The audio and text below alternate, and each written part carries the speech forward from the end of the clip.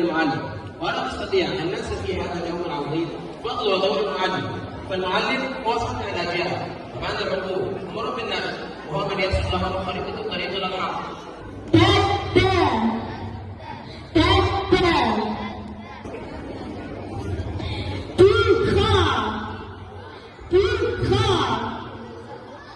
السؤال الأول: احتلت لصوص مصر وفي إحدى غزوات أنبطت مصر نفسه انحرف القابلة عسكر ناحية الصحراء وتاه ولم يوصل لهم على أي أثر حتى الآن. فالإنسان الصادق يكون محبوبا بين الناس وينال ثقتهم ويكسب راحة ومعنية النفس، بينما الإنسان الكاذب يأتي المنافقين ويعتبر شخصا مرموزا بين الناس. وكذا نبقى خلصنا ثورة 19 للمرة الخامسة. سامع صوت اسم استاذ ممكن اسال سؤال؟ انت تدخل خالص، اسئلتك كثيرة. معلش يا استاذ بس عشان المعلومة تثبت في دماغك. قول هي ثورة 1919 كانت سنة كام بالضبط يا استاذ؟ ثورة 1919 كانت سنة كام بالضبط؟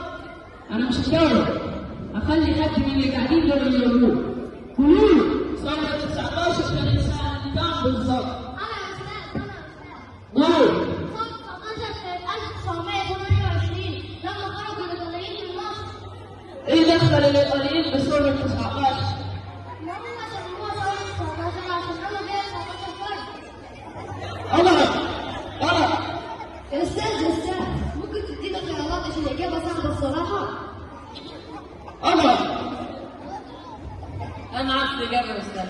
اتفضل قول. الإجابة الساعة 19 يوم 19 في الأسبوع 19 القرن 19. Good morning, class. Did you check our weekly plan on the application?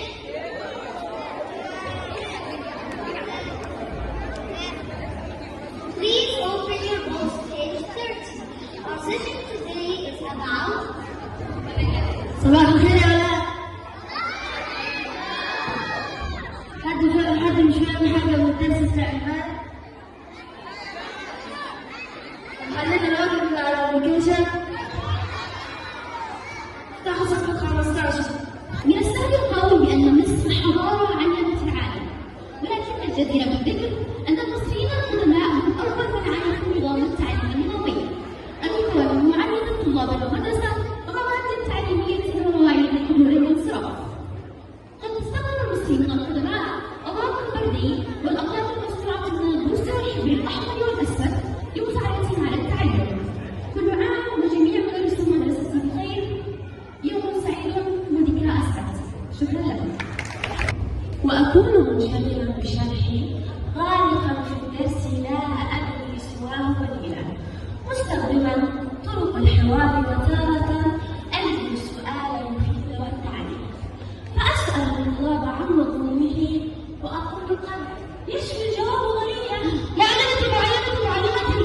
فإذا بطفل يستطيل بصوته يرد الفرات زئيره ونيلا، وأكاد أقفز من مكاني فرحة أنت إلي أراك دليلا، وأكاد أسرع منه إلا أجد ونافعا وجد.